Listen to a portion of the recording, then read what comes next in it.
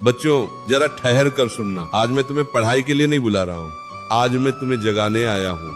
आज का सबसे बड़ा संकट ये नहीं कि सिलेबस बड़ा हो गया है, संकट ये है कि मन छोटा हो गया है, धैर्य खत्म हो गया है, एकाग्रता मर गई है और विद्यार्थी भीतर से हार मान चुका। आज का छात्र किताब से नहीं डरता, वो अपने ही मन से डरने लगा है। मुझसे नहीं होगा, बहुत देर हो गई, दूसरे मुझसे आगे हैं। आज मैं तुम्हें कोई साधारण मोटिवेशन नहीं देने आया हूँ, आज मैं तुम्हें भगवत गीता की आग देना चाहता हूँ। वही आग जिसने अर्जुन को रणभूमि में खड़ा कर दिया था, वही आग जो थके हुए मन को फिर से खड़ा कर देती है। आज का विद्यार्थी हार इसलिए नहीं रहा कि उसमें बुद्धि नहीं है, हार इसलिए हो रही है क्योंकि मन टूट गया है, डर से, तुलना से, असफलता से और आलस्य से। और ठीक इसी स्थिति में अर्जुन भी खड़ा था, धनुष हाथ में था, लेकिन मन कांप रहा था। और तब श्री कृष्ण ने एक ही बात कही, हे अर्जुन, ये कायरता तुझे शोभा नहीं देती।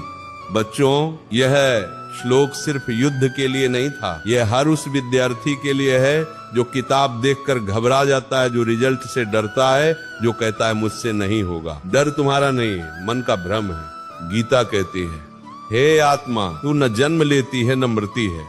बच्चों, जब आत्मा अमर है तो डर किस बात का? फेल होने का? लोग क्या कहेंगे? समय निकल गया इसका। आज हर विद्यार्थी डर में जी रहा है, डर रिजल्ट का, डर भविष्य का, डर माता पिता का। लेकिन गीता कहती है डर अज्ञान से पैदा होता है। जब तुम पढ़ते नहीं हो तब डरते हो, और जब डरते हो तब पढ़ नहीं पाते। इस चक्र को तोड़ना है। गीता कहती है डर से भागो मत, डर के सामने खड़े हो जाओ, किताब खोलो, डर अपने आप भाग जाएगा। कर्म करो, फल छोड़ दो।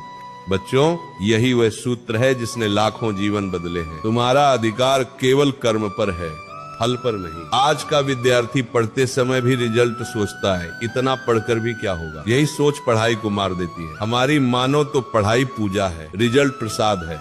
जो पूजा करते समय प्रसाद की चिंता करता है, उसकी पूजा कभी पूरी नहीं होती। 2026 में ये नियम बना लो, मैं रोज पढ़ूंगा, चाहे मन करे या न करे, फल भगवान पर छोड़ दूंगा। आलस्य महाशत्रु है। गीता कहती है कोई भी व्यक्ति एक क्षण भी बिना कर्म के नहीं रह सकता। बच्चों, आलस्य ये नहीं कहता कि काम मत करो, आलस्य कहता है कल कर लेना, और यही कल जीवन खा जाता है। हमारी मानो तो जो आज टालता है वह कल रोता है। अगर मन नहीं कर रहा तभी पढ़ो, क्योंकि मन को साधने का यही समय है। मन को मित्र बनाओ।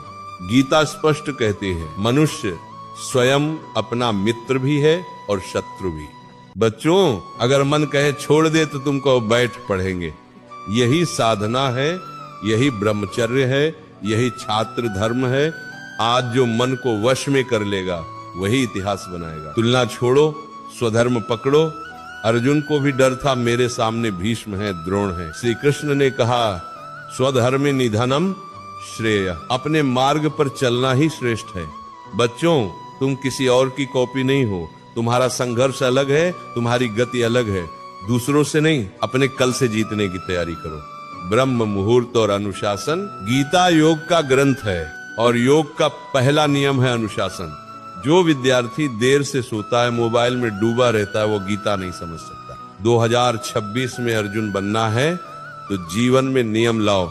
सुबह जल्दी उठो, एक समय पढ़ो, एकाग्रता से पढ़ो। अनुशासन ही आत्मविश्वास बनता है। असफलता परीक्षा है, अंबर कम आए तो टूटो मत, असफल हुए तो रुकना मत। जो गिरकर उठ गया वही साधक है। ज्ञान अग्नि है, ज्ञानाग्नि ही सर्व कर्माणि भस्मसात् कुरुते। ज्ञान अग्नि है जो सब जलाकर शुद्ध कर देता है। पढ़ाई सिर्फ नौकरी के लिए नहीं है, पढ़ाई आत्मा को तेज करने के लिए। जब ये भाव आ जाएगा तो पढ़ाई बोझ नहीं रहेगी। श्रद्धा ही शक्ति है। जिसके पास श्रद्धा है वही ज्ञान पाता है। अपने ऊपर श्रद्धा रखो, अपने प्रयास पर श्रद्धा रखो। भगवान मेहनती बच्चों का साथ कभी नहीं छोड़ते। ध्यान और मौन, गीता ध्यान का मार्ग है। रोज 10-15 मिनट आंख बंद करके बैठो, अपने विचारों को देखो। ध्यान से मन साफ होता है, साफ मन में ज्ञान टिकता है। बच्चों, अब मैं आखिर बात कहता हूँ, अगर आज तुमने गीता की इस पुकार को नहीं सुना तो कल जीवन तुम्हें जोर से पुकारेगा। याद रखना, तुम्हारा जन्म साधारण नहीं है। तुम्हारे भीतर अर्जुन बैठा है, बस एक श्री कृष्ण चाहिए।